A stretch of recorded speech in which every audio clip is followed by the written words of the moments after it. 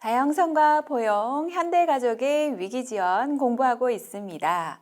지난주 우리 사랑에 대해서 배웠습니다. 자, 여러분 사랑을 하고 나서 그 사랑의 대상자와 결혼을 하고 싶으신가요? 이번 주에는요, 배우자의 선택과 결혼에 대해서 공부해 보도록 하겠습니다. 그 첫 번째 시간으로 배우자의 선택에 대해서 공부해 보도록 하겠습니다. 이번 주차에 대해서는요, 배우자 선택을 어떻게 하는지, 배우자 선택 기준과 배우자 선택의 실제에 대해서 알아보도록 하고요. 올바르게 배우자를 선택하기 위한 기준을 여러분들이 스스로 설정할 수 있도록 해보도록 하겠습니다. 네, 배우자 선택 이론 첫 번째, 동질적 이론에 대해서 같이 알아보도록 하겠습니다. 동질적 이론이라고 하는 것은요, 자신과 유사한 배경을 가진 사람을 배우자로 선택하는 경향이 있다라고 설명을 하는 것인데요. 그 안에 내혼, 동질혼, 외혼으로 나누어서 한번 생각을 해보도록 하겠습니다. 먼저 내혼이라고 하는 것은요, 인종, 국적, 신분, 사회계층, 지역과 종교가 같은 집단 안에서 배우자를 선택하는 경향이 있다라고 하는데요. 자, 이런 내혼이라고 하는 것, 조선시대의 과거에 많이 우리가 볼 수 있었던 그런 결혼의 경향입니다. 같은 인종 안에서, 같은 사회계층 안에서, 국적이나 신분이 같은 그 특성 안에서 서로의 배우자를 선택하는 것인데요. 화면과 같이 같은 인종을 가진 사람끼리, 같은 사회적인 배경을 가진 사람끼리 그 집단 안에서 배우자를 선택하는 것, 이것을 내혼이라고 하죠. 자, 이런 내혼을 조금 그 특성을 조금 넓게 본 것이 동질혼이라고 합니다. 자, 이런 집단 안에서 또 외모나 교육 수준, 가치관, 생활 방식, 취미 성향, 흥미와 태도 등이 유사한 사람과의 결혼을 하는 특성을 동질혼이라고 이야기를 하고 있는데요. 같은 사회적인 배경을 가진 사람 안에서 교육 수준도 유사하고 외모나 가치관, 생활 방식, 취미 성향들이 같은 유사한 사람끼리 결혼하는 성향을 동질혼이라고 이야기하는 것이죠. 반대로 외혼이라고 하는 것도 있습니다. 외혼은요, 특정한 집단 밖에서 배우자를 고르는 것인데요. 예를 들어서 내혼이라고 할 경우에 같은 사회 경제적인 특성 안에서 그리고 같은 인종 안에서 동질혼 역시 같은 사회적인 가치관이 비슷한 사람들끼리 유사한 사람끼리 결혼을 하지만 너무 집단이 소규모로 이제 축소된 상황에서 배우자를 선택하는 것은 너무 위험할 수 있죠. 과거의 경우에도 무슨 영국 이런 그 서양에서도 어떤 그 같은 성을 가진 사람끼리만 결혼하는 경우에 기형아가 발생한다든지 위험 요소가 분명히 있었을 것 같습니다. 그래서 특정한 집단 밖에서 같은 성씨 내에서 5촌 이내, 3촌 이내는 결혼을 하지 않는 그런 특성이 있죠. 이런 것을 외혼이라고 합니다. 즉, 특정한 집단 밖에서 배우자를 고는 것을 외혼이라고 하고요. 우리나라에서 과거 동성, 동본, 불혼제가 있었습니다. 자, 이런 것은 같은 성, 같은 본 안에서는 배우자를 선택하지 않는 것을 외혼의 특성으로 우리가 볼 수가 있겠죠. 자, 유사한 배경을 지닌 동질적인 결혼. 여러분들도 만일 결혼을 하게 된다면 나의 어떤 경제적인 배경, 가족 내의 어떤 배경, 그리고 교육적인 배경이 유사한 그런 배우자를 선택할 가능성이 높습니다. 자, 이런 유사한 배경을 지닌 동질적인 결혼은 상호 간의 이해와 적응에 도움이 되는 것으로 알려지고 있습니다. 그렇기 때문에 많은 사람들이 동질적인 결혼을 한다고 알려져 있죠. 자, 두 번째 교환 이론입니다. 자, 동질적인 특성 안에서 여러분들이 배우자를 선택을 하겠지만 만일 같은 조건이면 자신에게 최대의 보상을 주고 자신의 희생이 적을 수 있는 사람을 배우자로 선택하는 경향이 있다. 이렇게 교환 이론에서는 설명을 하는데요. 사회적으로 가치 있는 보상을 많이 줄 사람이 상품 가치가 높아서 교환이 잘 이루어지고 결혼이 잘 성사될 수 있다. 이렇게 이야기를 하고 있습니다. 권력과 사회계층, 신체적인 매력, 연령, 직업, 경제력, 학력 등이 교환되는 경우 이런 것들은 결혼의 교환 이론으로 설명을 할 수 있다라고 이야기를 하는데요. 예전의 경우에 돈이 많은 사람이면 미인을 얻는다라는 이야기가 있었죠. 미인은 경제력이 높은 사람을 자신의 배우자로 선택할 가능성이 높고 또 경제력이 높은 사람은 또 미인을 또 배우자로 선택할 수 있는 경향이 높았다. 이런 이야기도 있었는데요. 자신이 어떤 가치를 크게 가지고 있을 때 자신이 가지고 있지 않은 것을 배우자로 선택을 하고 그런 것을 서로 교환하게 될 때 배우자로 선택할 수 있다라고 이야기하는 것. 그것을 교환 이론에서 설명을 하고 있습니다. 자, 여러분들도 동지론을 할 수도 있지만 동지론 안에서 여러분들이 원하는 어떤 조건을 가진 어떤 사람을 배우자로 선택을 할 가능성이 높겠죠. 그럴 때 여러분들이 원하는 어떤 가치, 그리고 여러분들이 가지고 있는 가치, 그것이 상대자와 잘 교환이 될 때 결혼이 성사될 수 있다. 이렇게 이야기하는 것. 그것은 교환 이론에서 설명하고 있는 배우자의 선택 조건이다. 이렇게 여러분들 생각해 볼 수 있을 것 같습니다. 자, 다음으로는 공평 이론입니다. 자, 이렇게 교환을 할 수 있지만 이게 기울어지면 안 된다. 즉, 교환되는 거래의 공정성이 또 중요하다라고 이야기하는 학자들도 있습니다. 자, 자신이 원하는 조건을 가진 사람을 배우자로 선택을 하는데 그것이 공정하게 거래될 때에만 배우자 선택이 이루어지고 결혼이 이루어질 수 있다라고 이야기하고 있는 것이죠. 자, 자신과 상대방이 공평하게 자원을 교환하고 보상을 주고받는다고 생각할 수 있는 사람을 배우자로 선택하는 경향이 있다. 이렇게 이야기하는 것입니다. 자, 예를 들어서 이게 사실 제가 또 예를 들면서도 사실 조금 좀 너무하다 싶기는 한데요. 예를 들어 경제력이 높은 남자와 미인이 있다라고 생각을 해봅시다. 이게 경제력이 있다라고 해서 무조건적으로 그리고 미인이다라고 해서 무조건적으로 이게 교환이 되지는 않는다는 것이죠. 자, 이 미인이 상대방의 경제력을 어느 정도 인정하느냐, 이것도 굉장히 중요한 것입니다. 돈이 많다. 이게 사실은 주관적인 것이잖아요. 예쁘다. 이것도 주관적인 것이에요. 그것이 서로 공정하게 주고받는다고 서로 간이 인정이 되어야만 배우자로 선택이 된다는 것이죠. 자, 상대방의 가치를 어느 정도 인정하느냐, 그런 것은 심리적 요인이 개입될 수밖에 없습니다. 자, 그래서 서로의 어떤 자원을 잘 교환하고 그것이 서로에게 공정한 가치로 인정이 되어야 되고 그것이 공평하게 보상이 된다라고 생각이 될 때 배우자로 선택될 수 있다라고 설명을 하고 있습니다. 자, 이때 기울어진 결혼, 한쪽이 더 많이 준다라고 생각을 할 때는 두 사람 모두를 힘들게 할 수 있습니다. 그렇기 때문에 두 사람 누구도 손해가 없고 공평하게 주고받는다고 느껴지는 사람을 배우자로 고르게 된다는 것이죠.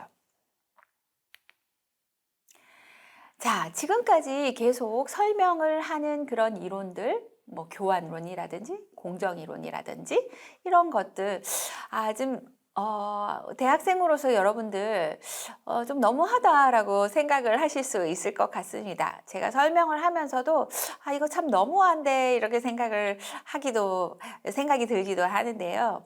뒤에 우리 드라마를 보면서 그 사람들의 어떤 케이스, 그 상황을 통해서 다시 한번 생각을 해보도록 하겠습니다. 자, 다음으로 우리 보완적 욕구 이론을 한번 생각을 해보도록 하겠습니다. 앞에서 이제 설명되는 그런 이론을 보니까 뭐 경제력, 뭐 매력 이렇게 이야기를 했는데요. 뭐 아름다운 여인 이렇게 설명을 했는데 사실은 이런 것들이 개인의 욕구와 결핍과 이제 연관되어서 설명을 할 수 있는 것일 수 있죠. 뭐 경제력이라는 것이라고 딱히 이야기한다기보다는 그것은 사실은 개인적인 욕구와 관련되어 있을 수 있습니다. 그렇기 때문에 보완적 욕구 이론에서는 개인의 욕구를 보완해 줄 수 있는 그런 사람을 배우자로 선택한다. 이렇게 설명을 하고 있습니다.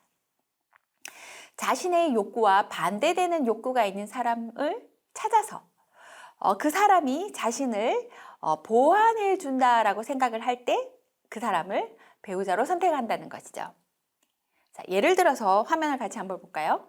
지배적인 사람이 있습니다. 나는 모든 것을 내가 원하는 대로 해야 한다. 설득이라든지 아니면 대화보다는 끌어가는 성향이 있는 사람이 있다라고 생각을 해봅시다. 그런 사람은 동등하게 뭐 앞에서 이야기했던 뭐 내혼, 외혼과 같은 그런 측면으로 비슷한 사람을 고르지는 않는다는 것이죠. 이것은 자신의 욕구와 반대되는 사람을 선택을 해야 이 지배적인 성향이 유지가 될 수 있기 때문에 그것을 보완해주는 순종적인 사람을 선택한다. 이것은 보완적 욕구 이론에서 설명하는 바입니다. 자, 저는 외향적인 사람입니다. 자, 외향적으로 밖에 나가는 사람이 있습니다. 여러분들은 난 외향적이니까 같이 놀 수 있는 사람이 참 좋아 라고 생각할 수도 있어요. 그죠? 그것은 앞에서 이야기한 동질원에 관련되는 그 이론으로 설명할 수 있겠죠. 그렇지만 이 보완적 욕구 이론에서는 외향적인 사람은 내향적인 사람을 선택한다 라고 설명을 하고 있습니다. 나는 너무너무 외향적이기 때문에 나를 조금 가라앉혀 줄 수 있는 좀 내향적인 사람도 매력적이야 이렇게 이야기하는 친구도 있겠죠. 예, 활동적인 사람이면 정적인 사람, 성취적인 사람이면 나를 조금 보완해 줄 대리 성취적인 사람, 보살피는 사람이라면 보살핌을 받는 사람, 사교적이라면 과묵한 사람, 소극적이라면 적극적인 사람, 이런 나를 보완해 줄 수 있는 사람, 나를 대신해 줄 수 있는 사람을 배우자로 선택한다. 이것은 보완적 욕구 이론에서 설명을 하고 있습니다. 여러분들은 어떤 사람이 좋으세요? 여러분들이 지비적이기 때문에 나를 잘 따라주는 그런 사람이 좀 더 편안하지 않나요? 나는 사교적이에요. 막 떠들면 내 이야기를 들어주는 과묵한 남자친구 마음에 들지 않나요? 예, 나는 외향적이기 때문에 조금 나의 이야기를 들어주고 좀 생각을 좀 깊게 해서 나에게 어떤 해결책을 주는 그런 사람이 또 매력적이지는 않나요? 자, 보완적 욕구 이론에서 이야기하는 것, 나의 욕구를 반대적으로 채워주는 그런 사람을 배우자로 선택한다. 이렇게 설명을 하고 있죠. 자, 동질적 이론과 보완적 이론 앞에서 이야기를 하다 보니까 좀 반대되는데 어떻게 이렇게 같은 배우자 선택을 하는 데 있어서 다른 이론이 서로 다른 이야기를 할 수 있지? 앞에서도 제가 이야기를 했었죠. 비슷한 사람 안에서 결혼을 선택을 한다, 배우자를 선택을 한다라고 했는데 보완적 욕구 이론에서는 또 반대되는 사람을 또 선택을 한다고 해요. 자, 이런 참 배치되는 같은 이론들이 어떻게 같은 특성을 설명할 수 있는가? 이런 그 동질적 이론과 보완적 이론은 대립적인 위치라고도 서로 볼 수 있을 것 같습니다. 그렇지만 사실상 이 두 이론은 상호 보완적인 특징을 가진다고 볼 수가 있겠습니다. 예를 들어서 일반적으로 사람들은 동질성 이론을 따라서 배우자를 많이 선택을 합니다. 예를 들어서 비슷한 특성을 가진 사람들끼리 결혼을 하는 경향이 많죠. 그렇지만 그 안에서도 사실 서로 자극이 될 정도의 보완적인 요인이 있는 배우자를 선택하게 된다는 것이죠. 그래서 저도 만일 결혼을 하게 된다면 나를 잘 이해하고 이야기가 잘 통하는 그런 사람과 결혼을 할 것 같아요. 그죠? 그래서 이야기가 잘 통하려면 서로 경험한 것도 같고 느끼는 것도 같고 해본 것도 많고 아 내가 옛날에 해봤을 때 이런 느낌을 받았어. 맞아. 나도 그런 느낌을 받았어. 이런 대화가 통하려면 아무래도 사회 경제적이거나 교육 수준이라든지 경험한 것이 비슷한 동질적인 사람 안에서 배우자를 선택한다는 거죠. 그렇지만 그럼에도 그런 너무 똑같은 사람과는 결혼을 하면 결혼 생활이 조금 지루해질 수도 있고 또 매력이 좀 떨어질 수도 있습니다. 그래서 그 안에서는 또, 나는 이런 점이 있고 성격이 급한데 내 남자친구는 내가 너무 이렇게 막 급할 때 옆에서 차분하게 상황을 정리하고 나에게 해결책을 제수해주는 이런 현명함이 있어 이런 생각이 들 때 그 관계를 유지하고 결혼까지 가게 되는 것이죠. 자, 이렇게 동질성 이론 그리고 보완적 이론 이 모두 플러스가 될 때 사실은 배우자를 선택할 수 있는 그런 경향이 늘어나는 것 같습니다. 자, 이렇게 사실 여러분들과 지금 다양한 이론을 통해서 배우자 선택 이론을 살펴보고 있는데요. 지금 동지론, 보완적인 그런 그 이론들 보면 사실은 어떤 특성을 가지고 설명을 하고 있죠. 같은 사회 경제적인 집단 안에서 같은 매력을 가지지만 나를 보완해 줄 수 있는 그런 특성 안에서 배우자를 선택을 한다. 그런데 여과망 이론에서는요, 이 여러 가지 특성도 사실은 결혼까지 골인을 하기 위해서는, 즉, 배우자로 선택되기 위해서는 여러 단계를 거쳐서 여과망, 즉, 이 단계 안에서 걸러지는 상황 안에서 걸러져서 최종적으로 한 사람만을 배우자로 선택하게 된다라는 이론입니다. 즉, 여러 단계를 거쳐서 남녀 관계가 발달하는 동안에 배우자감이 걸러져서 최종적으로 한 사람이 배우자로 결정이 된다라는 이야기죠. 자, 이렇게 다양한 사람들이 있습니다. 이 중에서 서로 간의 배우자를 어떻게 선택할까요? 여가망 이론에서 어떻게 설명하고 있는지 한번 살펴보도록 하겠습니다. 자, 우들이라는 학자는요, 결혼에 이르는 6단계의 여과 과정이 있다라고 이야기했고요.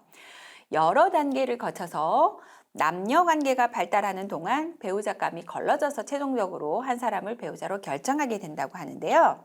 첫 번째는요, 근접성의 여과망입니다. 자, 저를 중심으로 굉장히 많은 사람들이 제 주변에 있습니다.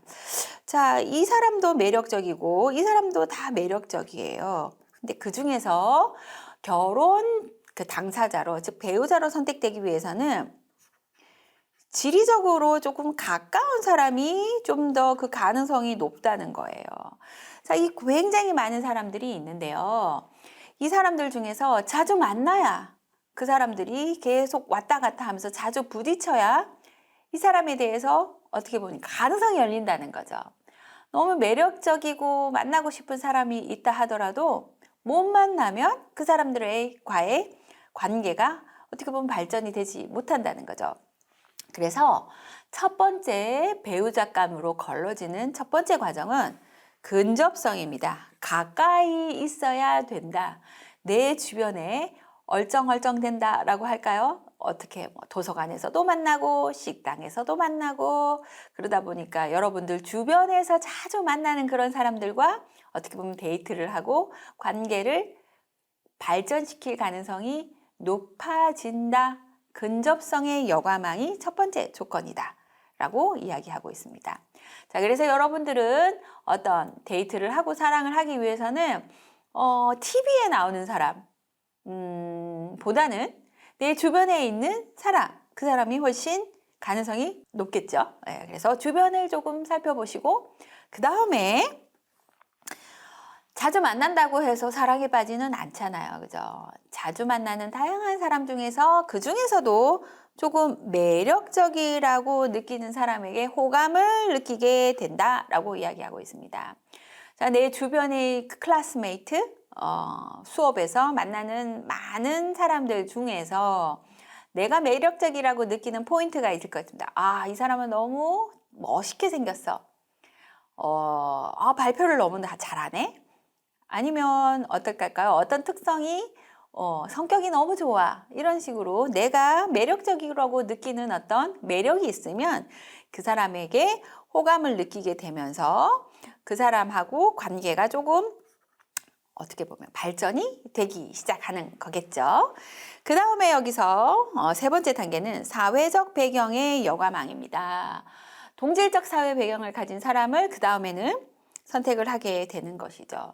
너무 매력적이에요. 너무 잘생겼어요. 성격이 너무 좋아요. 그래서 그 사람과 대화를 하기 시작을 하죠. 앞에서 동질적인 배경을 가지게 되면 어떻게 해요? 편안함과 안정감을 느낀다라고 우리가 이야기했었죠.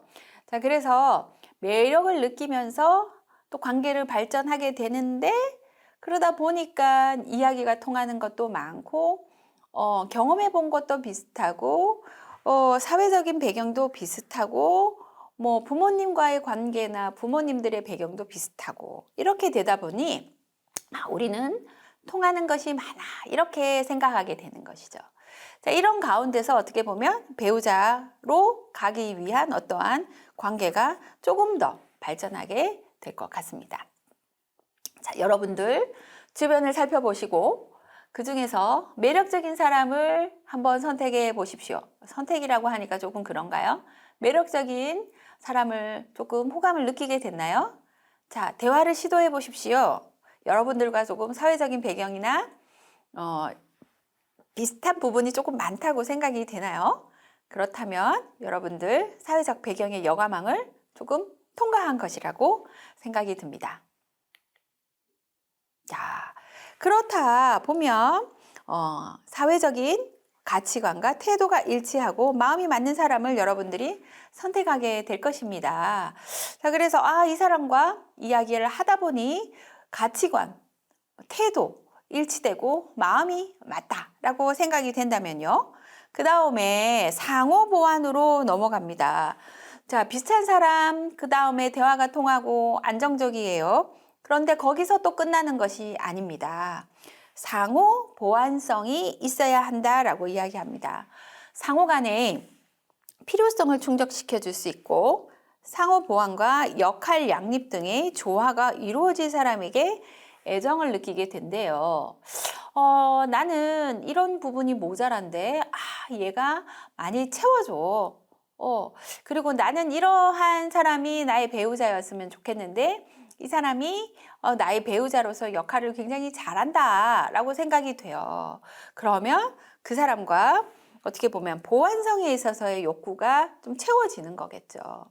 그 가운데 어떻게 보면 이 배우자로서의 길이 하나 더 다가가게 되는 것입니다.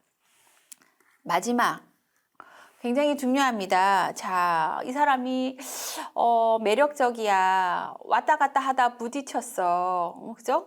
커피 마시다가 부딪혔어. 부딪히다 보니까 뭐 매력을 느꼈어. 그러다 보니까 어머, 우리 초등학교도 비슷한 데서 살았네. 그렇구나. 사회 경제적으로도 비슷해. 집단적으로 내혼이 가능할 것 같은데 라고 생각을 하면서 대화를 해보니까 가치관도 태도도 비슷해. 불편하지 않아. 근데 참 얘가 나의 어떤 부족한 점을 많이 채워줘.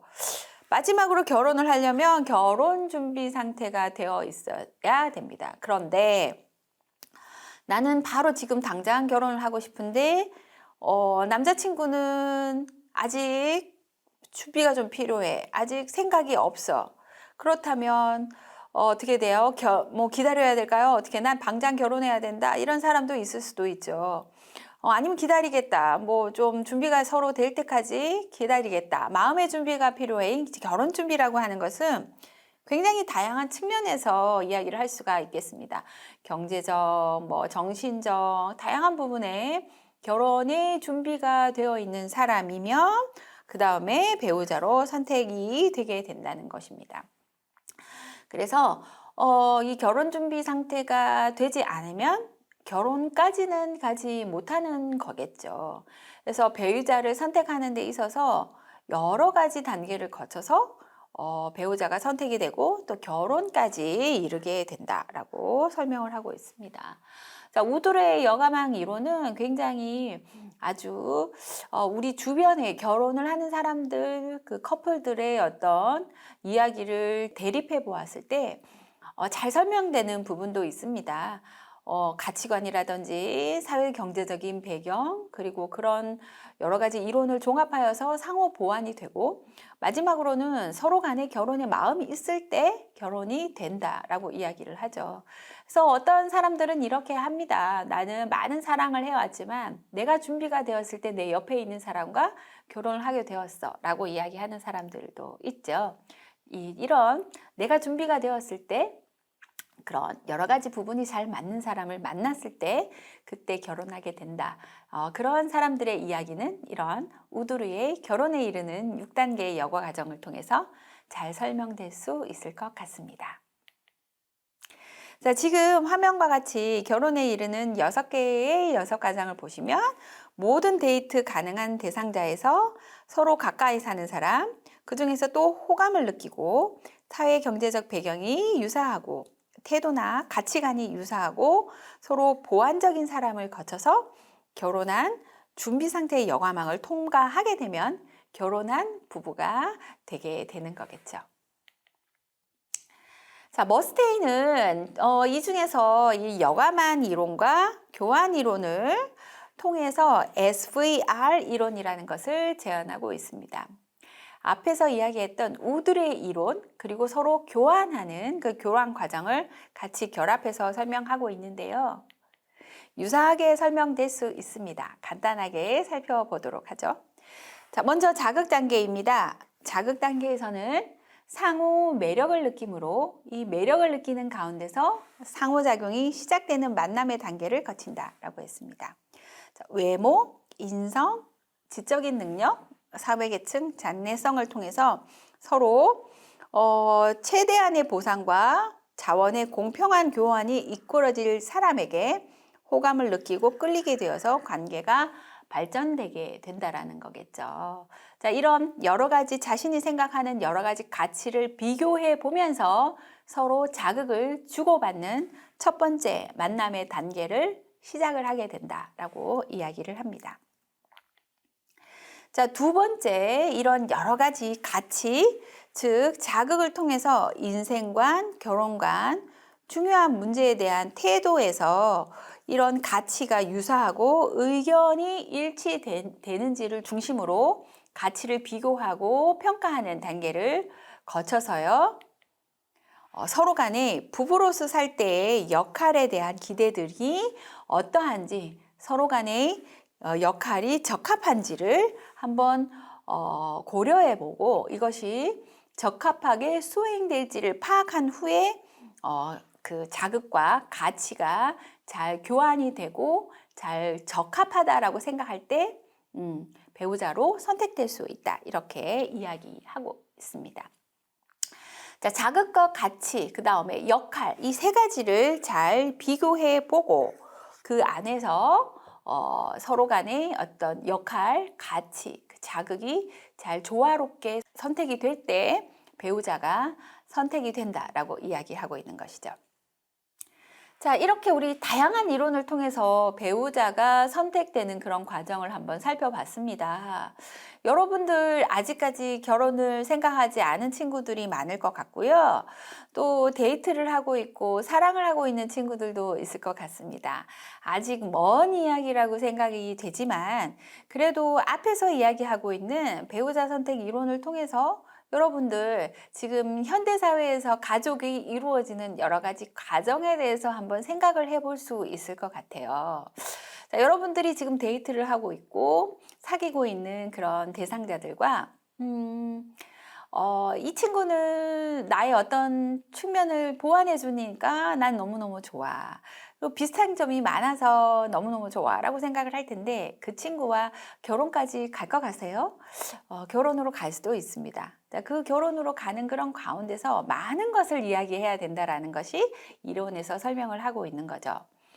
매력을 느끼는 것만으로 결혼이 가는 건 아니고 이 사람과 부부가 되었을 때 내가 어떤 부분에 이 부부 역할, 앞에서 이야기했던 남편의 역할, 아내의 역할, 그리고 뭐 시부모님들과의 관계, 그 다음에 처가와의 관계, 이런 다양한 관계 안에서 어떤 역할을 하고 내가 기대하는 상대방의 역할이 어떠하고, 또 남자분이라면 뭐 여자친구에게 그 배우자로서 뭐 아내로서의 역할, 뭐 남편으로서의 역할, 이런 부분까지도 서로 잘 이해가 되고 서로 잘 그 가치관이 맞는다라고 생각할 때 결혼이 이루어지고 또 결혼이 또 잘 원만하게 이루어질 수 있는 것이겠죠.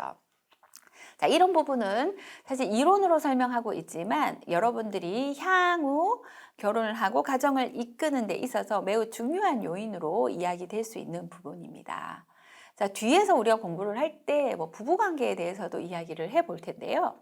자, 부부관계에 대해서 이야기할 때 이런 역할의 갈등, 뭐 역할의 권력, 이런 부분들이 또 이야기될 겁니다. 자, 이런 부분이 또 사실은 부부나 결혼 생활의 갈등 요소로 또 존재하게 되는 것이겠죠.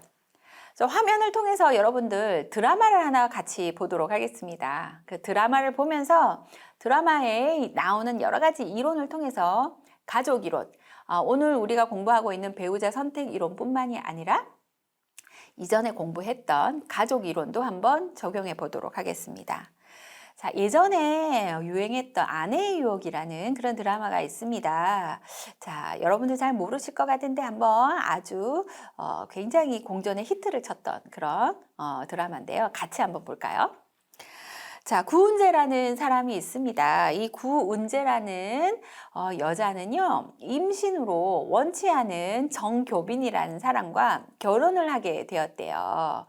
자, 앞에 지금 우두리와 같은 그 과정을 통해서 아주 현명하게 선택을 하고 결혼을 한 게 아니라 임신으로 원치 않는 정교빈과 결혼을 하기 때문에 시작부터 조금 삐그덕 거렸을 것 같아요. 그래서 이 구은재라는 사람은 자신과 친정을 무시하는 시어머니 밑에서 7년간 고된 시집살이를 하고 결혼 생활을 유지하고 있었다고 해요. 자, 그런데 이 정교빈이라는 사람이 신혜리라는 사람을 만나서 결혼 생활 중에 그 은재인 친구인 이 신혜리의 적극적인 유혹에 외도 불륜 관계를 유지하게 됩니다. 불륜 관계를 맺고 있음에도 교빈은 아내인 은재에게 당당하게 행동하고 오히려 무시하고 구박을 했다고 하죠. 사랑이 죄는 아니잖아, 이렇게 이야기를 하고 신혜리와 관계를 유지를 했다고 합니다. 자, 그래서 정교빈과 신혜리는 은재를 죽게 만들고 다시 재혼을 하게 되었죠. 자, 재혼 후에 민소희로 다시 구은재가 다시 돌아왔다고 합니다. 민소희는 구은재로 변신을 했죠. 그리고 다시 정교빈은 다시 마음이 흔들리고요. 그리고 그 안에서 또 다른 이유기로 교빈의 아버지 정하조의 옛 연인 민현주는 내 자식을 죽인 죄 달게 받게 될 거야. 뭐 정하조 권력과 돈을 이유로 나를 버려, 이러면서 또 복수의 칼날을 또 갈고 있다, 이렇게 이야기하고 있습니다. 그리고 또 이런 여러 가지 상황에 그 민현주는 반지를 보면서 증오심과 죄책감에 불태워 괴로워하죠. 복수할 거야, 이렇게 아주 화가 나 있네요. 이렇게 괴로워하면서 반지를 보면서 복수를 다짐하고 있습니다. 자, 이렇게 지금 드라마의 이야기를 잠깐 해보았는데요. 자, 배우자 선택의 교환론으로 한번 생각을 해볼까요? 자, 교빈이 은재와 데이트를 하고 뭐 원치 않는 임신이라고 했지만요. 사랑을 하고 만났을 때는 이유가 있을 거겠죠. 교빈은 은재의 미모와 순종적 성격 등의 개인적인 매력을 보상으로 느낍니다. 자, 교빈이 원하는 대로 지금 은재가 따라가고요. 은재가 아주 아름다운 여인이었겠죠. 자, 저 여인과 결혼하고 말 거야. 저 여인이라면 나의 모든 것을 보상해 줄 거야. 이렇게 생각을 하면서 은재를 사랑하게 됩니다. 그래서 은재의 매력, 은재의 미모는 교빈에게는 보상이 되겠죠. 그래서 개인적인 매력을 보상으로 느끼지만 시어머니는 이런 그 은재의 미모나 은재의 성격은 별로 마음에 들지 않아요. 가난한 은재에게 이런 경제적인 보상을 받지 못하는 거죠. 가난한 은재의 친정에 대해서 오히려 보상보다는 비용이 많이 든다라고 생각해서 불만을 품고 있습니다. 그래서 구박을 했겠죠. 자, 이래서 서로 교환론에서 교비는 만족을 하고 있지만 시어머니는 서로 교환이 되지 않는 그런 상황을 우리가 이해할 수 있습니다. 자, 그런데 교비는 이후 에리의 사회적 능력과 당당함, 그리고 둘 사이의 아들 니노와의 관계를 대안으로 한 비교 수준을 해봤을 때 오히려 은재와의 결혼 생활보다는 에리와의 관계에서 더 큰 보상을 느끼는 거죠. 그러다 보니 어떻게 은재를 버리고 에리를 선택하게 되는 것이죠. 자, 교환 안에서 더 큰 보상을 에리에게 찾게 되는 것이죠. 자, 그래서 은재의 죽음으로 말미암은 비용보다 자신들이 향후 누리게 된 그 결혼 생활을 더 큰 보상으로 생각하면서 에리를 다시 선택하게 됩니다. 무서운 사람이네요. 어이구, 어떡하죠? 예, 그래서 에리가 가진 매력, 그다음에 교빈의 경제적 능력, 그다음에 니노와 할아버지로서의 어떤 보상을 느끼면서 서로 왔다 갔다 호혜적으로 잘 교환이 되면서 이들 간의 관계는 잘 유지가 되고 있는 것처럼 보입니다. 자, 그리고 지금 상황에서 지금 이 할머니도 좀 좋아하네요. 내 입장에서 지금 시어머니가 교빈이의 재혼은 은재의 가사 능력보다는 에리의 사회적인 능력이 훨씬 더 이익이 된다라고 생각하니까 은재 과거의 어떤 며느리보다는 에리를 훨씬 더 편애하게 되고 더 지금 재혼한 관계에서 만족을 느끼게 되는 겁니다. 그렇지만 에리보다 더 많은 자원, 경제적 능력이나 개인적인 매력을 느낀 다시 민소희가 등장하게 되면서 이 과정에 갈등이 다시 등장하게 되겠네요. 자, 이런 가운데서 교빈과 에리의 호혜성, 서로 주고받는 그 호혜성은 무너지게 될 수밖에 없죠. 그전에는 그 에리의 사회적인 능력, 가지고 있는 자원이 교빈에게는 훨씬 큰 보상으로 느껴졌지만 또 다른 경쟁자가 느껴지면서 에리가 가지고 있던 그 매력이 변한 건 아니잖아요. 근데 심리적 요인으로 인해서 그 가치가 격화되게 되는 거겠죠. 그러면서 갈등이 초래되게 되었다. 이렇게 해석할 수 있겠습니다. 자, 지금 또 다른 이야기가 있는데요.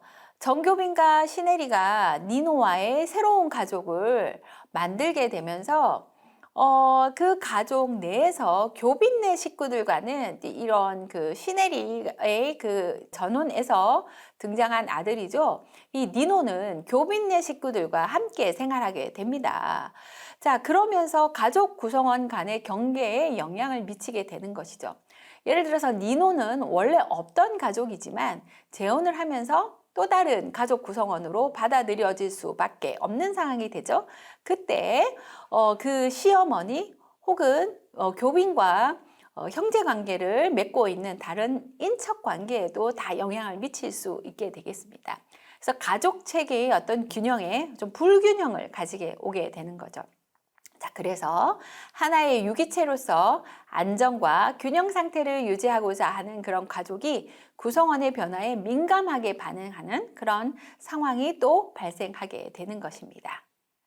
자, 그래서 시아버지와 정교빈의 동생은 지금 에리와 그의 아들 니노를 새로운 가족으로 인정하지 못하고 거리를 두게 되는 그런 모습을 드라마에서 살펴볼 수가 있고요. 이전에 가족 형태에 대한 경계선 탓에 새로운 환경 변화를 받아들이지 못하고요. 또 이들은 그런 가운데서 정서적으로 경직된 경계의 형태를 보이게 됩니다. 자, 그래서 또 가족 변환에 대한 저항으로서 이전의 형태를 지키고자 하는 항상성을 나타내고 있었다라고 볼 수가 있겠습니다. 이런 재혼가정 적응에서의 가족 체계가 변화하는 과정이 또 이 가정 안에서의 갈등, 또 새로운 갈등을 나타내게 되는 것이겠죠. 자, 그리고 그 안에서의 고부 갈등과 부부의 갈등을 한번 살펴보도록 하겠습니다. 이전에 우리 가족 이론에서 살펴봤던 갈등론, 여권론과 관련돼서 이 가족 구성원이라는 그런 존재는 무조건적으로 갈등이 일어날 수밖에 없는 장이다라고 여러분들과 한번 살펴봤었죠. 이 간에서도 사실 다양한 가족 갈등을 우리가 발견할 수 있습니다. 은재에 대한 시어머니와 남편의 구박과 무시는 성별 혹은 연령에 따른 가족 내에 불평등한 조건이 있는 거겠죠. 그래서 남성인 교빈이 여성인 은재보다 또 시어머니가 며느리보다 더 많은 자원, 연령에 있어서 사회적인 위치에 있어서 또 경제적인 측면에 있어서 또 성별에 있어서 어떻게 보면 이 갈등론 안에서 이야기하고 있는 여성의 사회의 경제적인 위치의 저하, 권력 구조의 어떤 불평등한 요소, 이런 부분으로 우리가 이해할 수 있다라고 갈등론에서 설명하는 부분을 또 살펴볼 수가 있겠고요. 그러다 보니 이런 구조적인 불평등이라는 것이 강자에 의한 약자의 제도, 즉 결혼관계 안에서의 남녀 그리고 역할과 지위의 차이에 의해서 무조건적으로 발생할 수밖에 없는 그런 모습이다라고 이야기하고 있는 갈등론의 이론을 우리가 한번 살펴볼 수 있는 것이죠.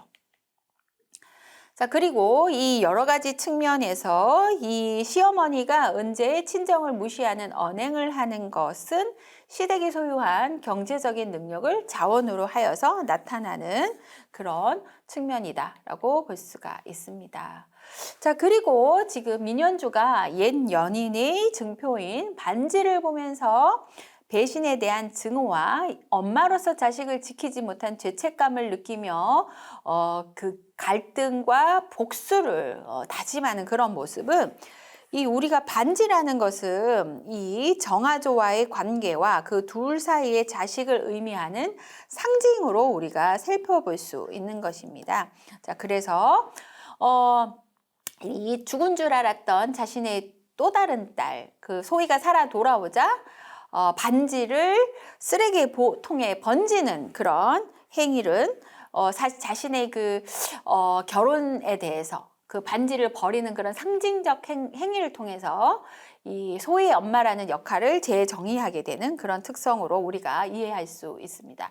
그래서 예를 들어서 남자친구를 헤어지고 나서 그 사람과 같이 찍었던 사진이라든지 그 사람이 준 선물이라든지 이런 거를 버리고, 아니면 여러분들 혹시 머리를 자르고 난 새로 태어나겠어 라는 그런 행위들, 어떻게 보면 상징이죠. 머리는 그냥 머리를 자르는 것 뿐이지만 또 머리를 자른 행위가 과거와의 어떤 관계를 단절하겠어 라는 의미로 우리가 받아들인다면 이것은 어떤 행위에 대해서 어떤 상징을 부여하고 그 상징을 부모 역할이라든지 또 남자친구와 여성의 역할이라든지 이런 것에 대입을 함으로써 상징을 서로 주고받는다라는 그런 그 가족 이론의 그 측면도 우리가 좀 이해를 할 수 있을 것 같습니다.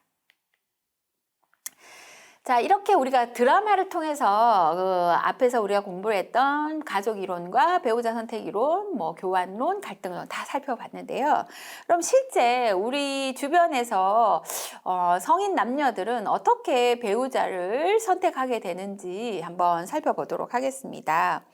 2015년 자료이기는 하지만 한국보건사회연구원에서 미혼 남녀를 대상으로 배우자 선택에서 가장 중요하게 생각하는 조건이 무엇인가 라고 물었을 때 남성의 경우에는 성격이라고 이야기를 하고 있고요. 여성의 경우에 그 성격을 중요하게 이야기하고 있습니다.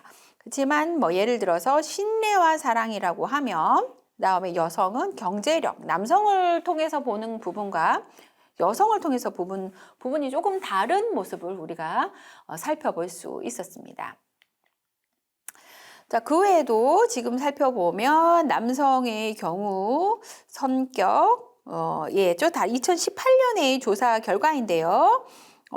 건강, 성격, 일에 대한 이해와 협조 등을 찾아볼 수가 있겠고, 여성의 경우 경제력, 성격, 그다음에 건강, 가사나 육아에 대한 태도, 이런 부분이 조금 올라왔네요. 앞에서 우리가 봤던 그런 배우자의 조건, 그리고 또 시간의 지남에 따라서 배우자의 조건으로 중요하게 이야기하고 있는 부분이 여성의 경우에는 가사나 육아에 대한 태도, 이런 부분이 조금 더 올라오고 있는 것 같습니다. 이렇게 보면 사실은 배우자의 조건, 앞에서 이야기했던 갈등과 교환에서 있어서 남성이 여성을 바라보는 눈, 그리고 여성이 남성을 바라보는 눈이 서로 다르다라고 생각이 되는데요. 이런 측면을 보면 우리 뒤에서 부부 관계에서 살펴보겠습니다만, 또 아내의 역할과 남편의 역할에 대해서 서로 이 남녀가 다르게 바라보고 있다는 점도 우리가 확인을 할 수 있는 것이죠. 자, 그래서 이 경제력이라는 것, 이 부분이 배우자의 조건 중에서 남성과 여성이 중요하다고 생각하는 가치가 가장 큰 요소다. 이렇게 우리가 생각을 해볼 수 있습니다. 자, 이 성격이라는 것은 개인이 가진 역동적이고 조직화된 특성으로 다양한 상황에서 개인의 행동에 영향을 줄 수 있다라고 이야기하고 있고요. 또 부부의 성격 차이가 클수록 결혼 만족도 그리고 질은 낮아진다, 이렇게 살펴볼 수 있습니다. 그리고 그 경제력이라는 것도 안정적인 결혼 생활을 이어갈 수 있는 하나의 조건이기 때문에 배우자 선택에서 중요하게 다룰 수밖에 없는 점인 것 같습니다. 아, 경제력을 왜 안 봐? 라고 이야기하는 사람도 있죠. 아니야, 경제력을 어떻게 봐? 사람이 가장 중요하지 라고 하는 사람들도 있을 것 같습니다. 그렇지만 사회를 살아가는 데 있어서 경제력이라는 것은 굉장히 중요한 부분이라고 볼 수가 있습니다. 그리고 맞벌이를 선호하는 현대사회에서는 남녀 구분 없이 경제력을 중요하게 여기는 모습 우리가 살펴볼 수가 있죠. 자, 그래서 여러분들은 배우자를 선택할 때 5가지를 고려해 보세요 라고 제가 제안 드리고 싶습니다. 먼저 충분하게 교제 기간을 가지는 것이 좋겠습니다. 깊게 그리고 충분한 시간을 통해서 서로를 살펴볼 수 있는 시간이 필요합니다. 그리고 두 번째, 내면적 요인의 상호조화를 고려해야 합니다. 경제력이 중요해, 능력이 있어. 그뿐만이 아니라 이 사람이 나를 잘 이해하고 가치관과 서로의 조화가 잘 이루어지는지를 한번 생각해 봐야 합니다. 세 번째는 자기 자신과 상대에 대한 이해가 필요합니다. 내가 어떠한 사람이고 나는 결혼 이후에 어떻게 살고 싶고 내 배우자는 어떤 사람이었으면 좋겠다라는 그 생각, 그리고 상대 역시 어떤 생각을 가지고 있고 그 사람이 향후 결혼 이후에 어떻게 살고 싶은지에 대한 대화를 충분하게 나누는 것이 중요합니다. 그리고 이해를 서로 나누는 것이 중요하겠죠. 그리고 두 사람 모두 원가족으로부터 그리고 인간으로서도 독립과 성숙이 이루어질 수 있어야 합니다. 그리고 마지막으로 서로 지지를 받고 지지를 줄 수 있는 배우자를 선택해야 할 것 같습니다. 자, 이번 시간에는 배우자 선택 이론을 통해서 우리가 살펴봤는데요. 배우자 선택 이론에 동질적 이론, 교환 이론, 공평 이론, 보완적 욕구 이론, 여과망 이론, 자극가치 역할 이론으로 살펴봤죠. 자, 남성은 성격, 신뢰, 사랑, 건강, 가정 환경 순서로, 여성은 성격, 경제력, 신뢰와 사랑 순서로 배우자의 조건이 중요하다고 언급하였고, 경제력은 배우자 조건 중에서도 남성과 여성이 중요하다고 생각하는 가치가 가장 컸습니다. 그리고 배우자 선택 시 충분한 교제 기간을 거치어서 내면적 요인의 상호조화를 고려하며 자신과 상대에 대한 이해가 이루어지며 두 사람 모두 독립과 성숙이 이루어지고 주위 사람의 지지와 격려를 받는 배우자를 선택하는 것이 중요하겠습니다. 자, 이번 시간은 다음과 같은 책을 통해서 내용을 정리해 보았습니다. 그럼 잠시 쉬고 다음 시간에 만나 뵙도록 하겠습니다.